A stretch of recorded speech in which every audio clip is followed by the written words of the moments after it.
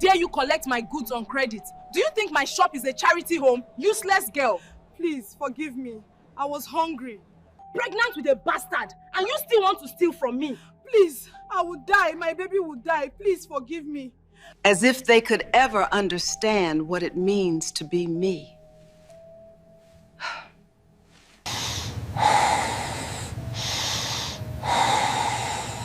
A hungry pregnant girl asked for food worth just 2,000 naira. The shop owner beat her with a pestle until she fell into a coma. But this wicked woman didn't know the shocking truth. The girl she almost killed was connected to her darkest secret, and her past was about to catch up with her. Come, let me tell you this shocking story that will leave you speechless.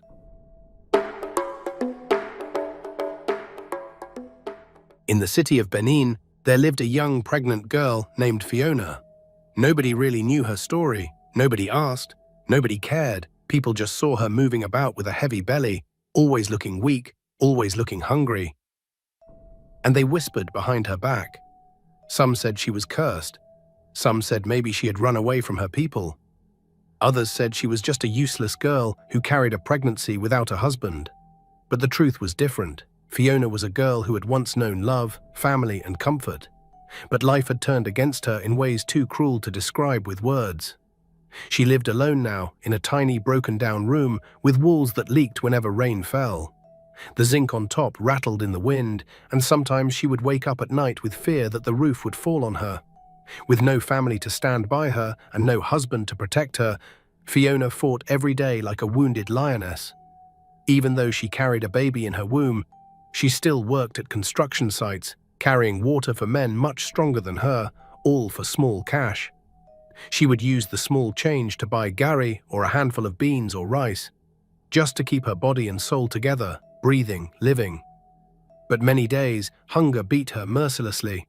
Her neighbors would see her sitting by her door in the evening, her eyes sunken, her hands rubbing her belly, whispering to her unborn child, "My baby, don't worry. I know. I believe that one day we will be fine. One day this suffering will end." And even when she said those words, tears filled her eyes. Tears of unmerited pain and suffering she had never wished for but suddenly found herself in. But things had not always been like this. Long ago, Fiona was born into a wealthy family. Her father was a respected businessman, the kind of man whose name carried weight in the city. Her mother was a gentlewoman, Jean, always smiling, always caring for people around her. Their home was a mansion filled with laughter and joy. Fiona grew up knowing love. She attended the best schools. She wore fine clothes, and when she became a young woman, she found love in the arms of a young man who adored her, Desmond. They were planning marriage, and Fiona believed her future was bright. But one night, tragedy struck. Robbers stormed their home. Her father had already died mysteriously just a few months before, and now in the dark of night, gunshots echoed through the mansion. Fiona, who had been in the backyard, froze when she heard her mother scream. The sound of a pistol ended that cry. Her mother was brutally shot dead. Terrified, Fiona ran barefoot into the night. She rushed to the house of her fiancé, Desmond, hoping to find comfort. But to her shock, he too had been attacked and was shot. He laid in the pool of his own blood, and she thought he had been killed. Her world collapsed. That night, Fiona lost everything. Her father, her mother, her home, her fiancé. She was left alone in a world that suddenly became a jungle. She ran far away, to another city. Nobody knew her story there, and she didn't tell anyone. She just struggled to survive, hiding her past like a painful scar. On one particular day, her pregnancy pains were too heavy. Her body was weak. She could not go to the construction site. She had no money left, and her belly cried out for food. She sat in her room, holding her stomach. Tears rolled down her face. Hunger is a wicked thing. It can make even the strongest bow down. Finally, she stood up and staggered to a nearby shop owned by a woman named Madame Helen. Madame Helen was known in the area. She had a big mini supermarket filled with goods, and she carried herself like a queen. But her heart was as bitter as cola nuts. People feared her citera because she was wicked and proud. When Fiona reached the shop, she didn't see Madame Helen. Instead, she saw a little girl, about 12 years old, who stayed with Madame Helen and helped her around the shop. Fiona smiled weakly at the girl and said, "My dear, please, where is your auntie?" The girl replied, "Auntie Helen went out. She will soon be back." Fiona knelt down, and her eyes filled with tears. "Please help me. I am dying of hunger. I have nothing left at home," she begged. "Just give me small foodstuff, rice, gari, anything at all. I will pay when I get money. Please, my baby inside me is crying." The little girl knew Fiona.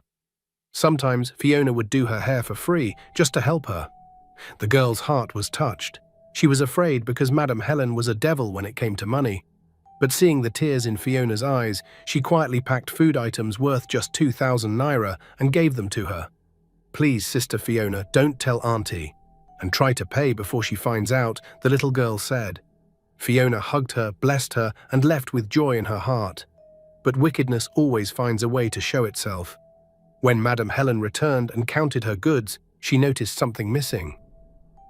After questioning the little girl, the truth came out. Like a wild animal, Madame Helen pounced on the poor girl. She beat her mercilessly until the child was screaming and bleeding. She even picked a pestle and broke the girl's head with it. Neighbors rushed in but could not stop her. She was like a demon possessed. And then Madame Helen stormed out, heading straight to Fiona's room. She found Fiona sitting with her food, about to cook. Without a word, she slapped Fiona so hard that the pot fell from her hand. "How dare you collect my goods on credit? Do you think my shop is a charity home? Useless girl. Pregnant with a bastard, and you still want to steal from me." Fiona tried to explain through tears, "Please forgive me. I was hungry. I only wanted small food so my baby could eat too. I will pay you when I can." But before she could finish, blows rained on her. Madame Helen beat her mercilessly, and then she raised the pestle, and before Fiona could shout, she hit Fiona right on the back and on her big stomach. Fiona screamed out in pain, holding her belly, but Madame Helen had no mercy. Then she spat on Fiona and turned. When she finally left, Fiona was lying motionless on the ground. Fiona lay there half dead and went into a coma instantly. The next place her body was found was in the hospital.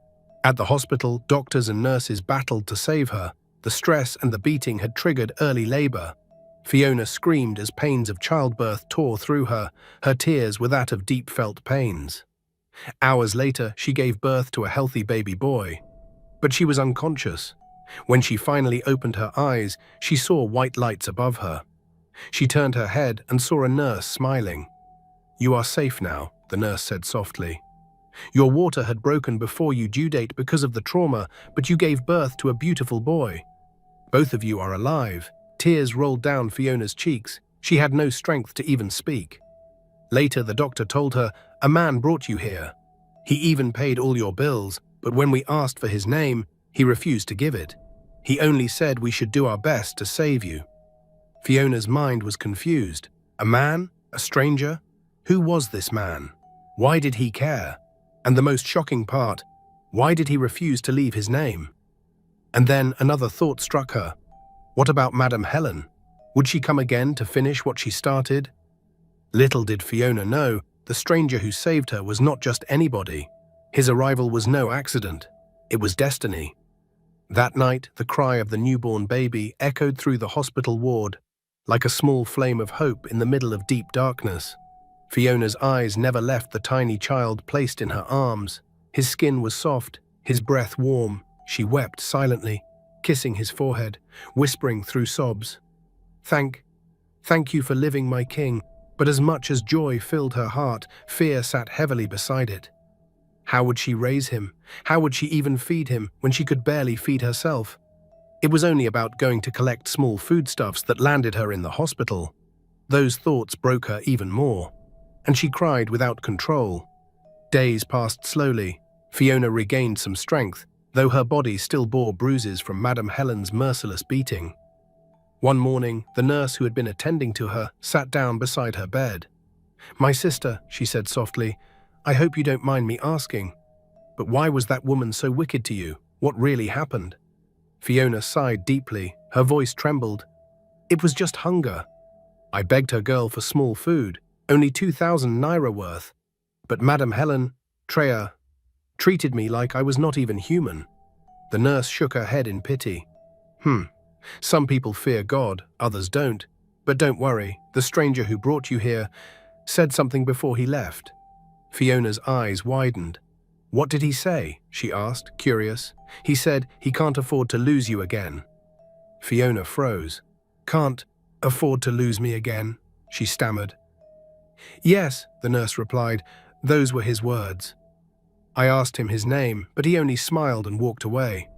Fiona held her baby tighter, her heart raced. Who was this man? Why would he speak like that about her? Was he someone from her tragic past? The thought even confused her the more. For sure, she remembered that everyone she'd ever loved had died mysteriously and not alive. She became even confused. Meanwhile, news of the beating spread quickly around the neighborhood. People whispered that Madam Helen was wicked and heartless to treat a pregnant girl like that because of ordinary 2,000 naira. But Madam Helen walked around boldly, pretending as if nothing had happened. She even told some customers, "Don't mind that useless girl. She is a liar and a thief. If I don't teach her a lesson, she will continue to disgrace herself." Some people believed her.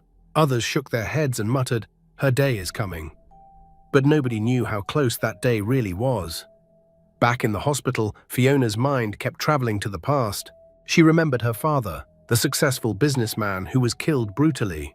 She remembered her mother, a gentle, loving woman who was also bloodily killed that night. And then she remembered him, the man she had loved, her fiancé. He was caring, hard-working, always making her laugh. Together, they had dreamed of marriage, of building a family. But that dream had ended in blood too. Those memories haunted her like ghosts. Sometimes she asked herself, why did I survive when they all died? It was still a mystery, but as she looked at her newborn son, she whispered, maybe I survived for you. But something started to happen. Days later, Madam Helen began to notice something strange. Men she didn't recognize had started appearing around her shop. They would buy one or two things, then watch her closely. At night, she felt eyes following her.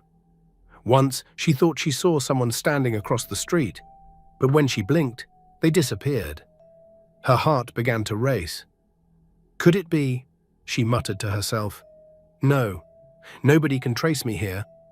That matter died years ago. She was clearly hiding a secret that was far more grave than what anyone in that city had ever heard or known.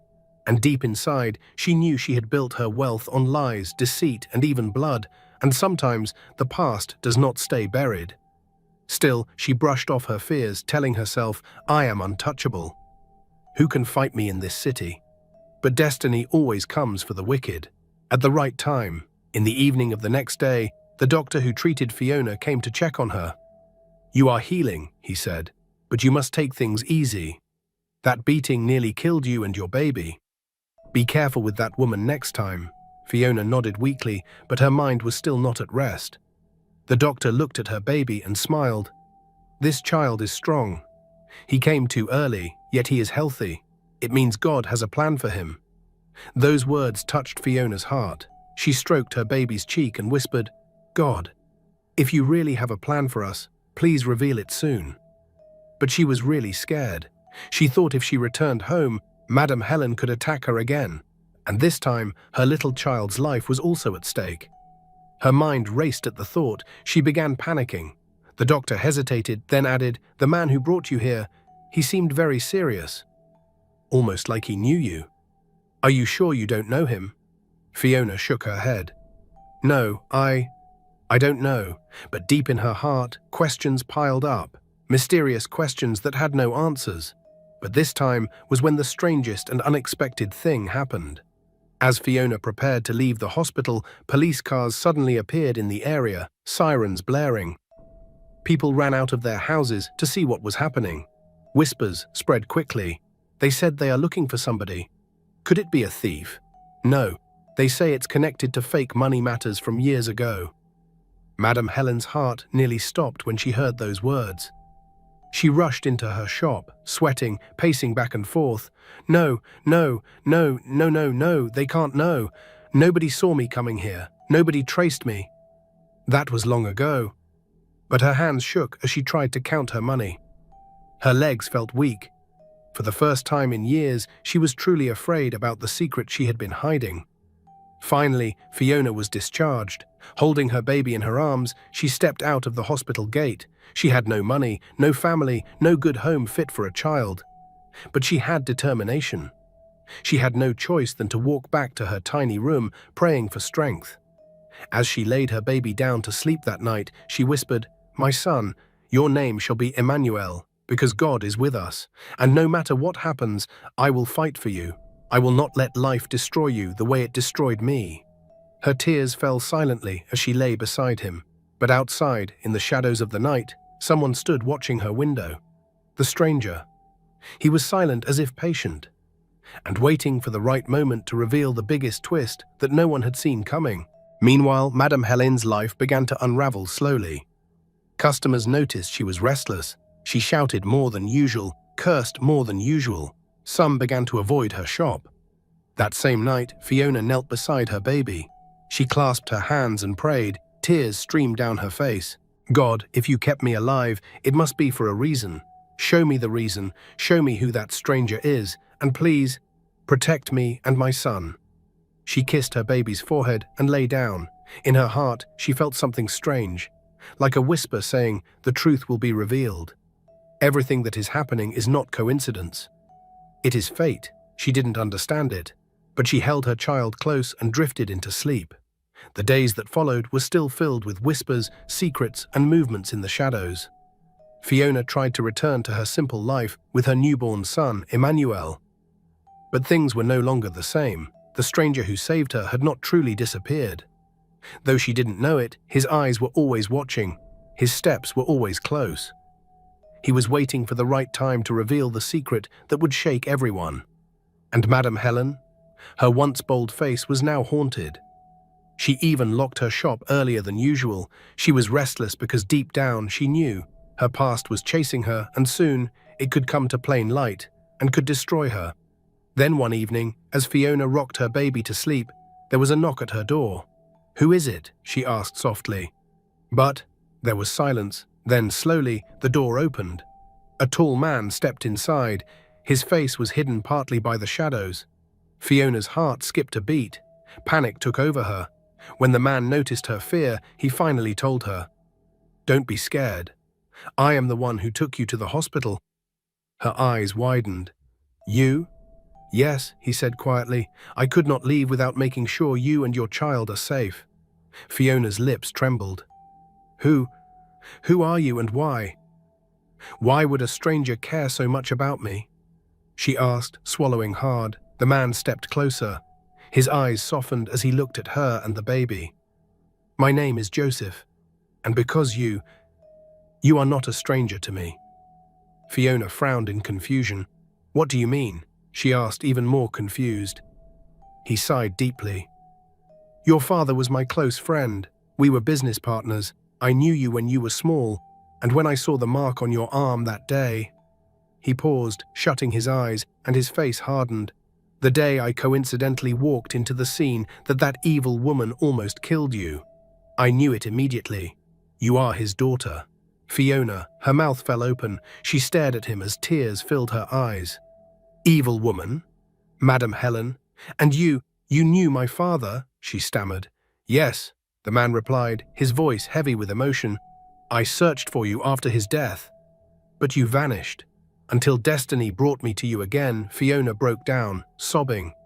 For years she had been alone, believing she had no one, and now a part of her past had returned, like a hand stretched out of the darkness. And Madame Helen? He had mentioned her name like there was something strange in the way he sounded, but that wasn't what made Fiona's heart race. The man sat down and told her what made her blood freeze in shock, a secret that she had never suspected. She had never even imagined it. He continued, "Your father was a good man, but not everyone liked him. Years ago, a woman cheated on him. She collected goods worth millions with fake printed money. When he confronted her, she turned deadly and murdered him in cold blood." Fiona's body went cold. Who was this woman? she stammered, leaning close and staring deep into the man's eyes now. The man's voice hardened. "Her name is—" "Madam Helen," Fiona gasped. Her eyes widened in horror. No, it can't be." Her heart raced. She didn't see that coming. "How could—" "Yes," the man nodded. "The same woman who nearly killed you for ordinary 2,000 naira foodstuff. She is the one who destroyed your family years ago. She murdered your father. She murdered your mother. And she even tried to kill your fiancé." Fiona's hands shook as she clutched her baby. "My God. All this while, she was the one." The man's eyes burned with anger. "I have been gathering evidence for years. I still keep the fake money with me. I have traced her crimes. And now she will pay." "Wait. So Madam Helen's hatred toward her was not a mere hatred?" "So it was. It was deliberate because she met her as a piece in her deadly secret puzzle unexpectedly. No wonder she wanted to end it too that very day with a pestle that she almost died, using the foodstuffs she collected as cover-up. That wicked act caused Fiona to go into early labor that almost took her life." At this moment, Fiona couldn't control her tears anymore. She burst out weeping even more now. Her tears flowed as she whispered, "But my fiancé, he died that night. I saw his blood. I lost him too." The man looked at her with strange eyes. "Are you sure? What if I told you? He survived." Fiona's breath caught. "What are you saying?" she whispered, confused. The door creaked. A man walked in slowly, his face weathered by memories, steps hesitant, but his eyes, the same eyes she had loved so deeply. Desmond, her fiancé, whom she thought died in a pool of blood. Desmond, she breathed. "Fiona," he whispered back. Her heart stopped. She staggered up, nearly dropping the baby. "No, it can't be. You're alive?" Tears streamed down his face as he nodded. "They shot me that night, but I survived. I went into hiding to trace the murderers. I've been searching for you, but couldn't come openly until I knew the truth. Now I know everything." Fiona cried out, rushing into his arms, sobbing. He kissed her forehead, their tears mixing. "All these years I thought I lost you. I suffered alone. Never again," he whispered. "I'm here. We have our son. We'll fight for justice." He looked at the baby, voice breaking. "My child, Daddy's here now."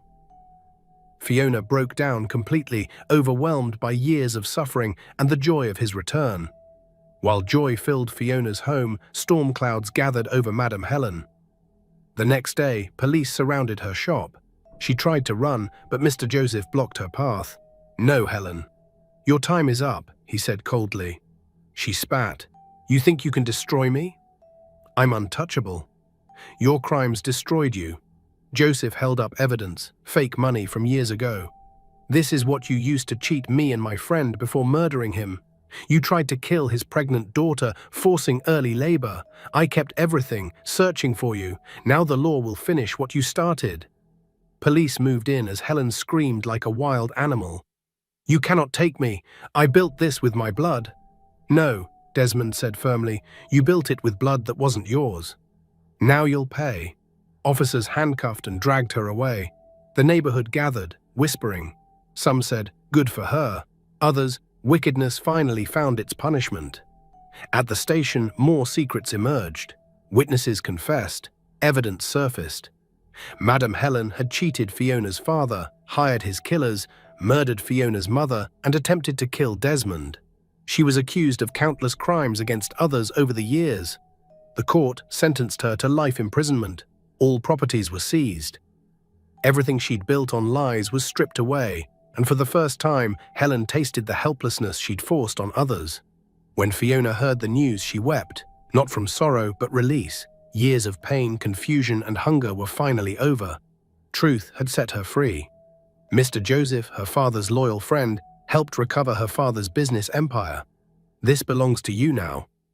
Your father would be proud." Fiona stood holding her son, her fiancé's hand in hers.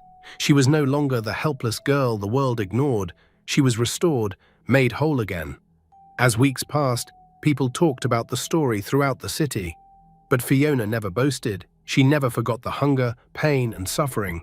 Instead, she used her wealth to help widows, orphans, and the poor. even the little girl Helen had nearly killed. She became a light to others, the kind she'd once prayed for in darkness.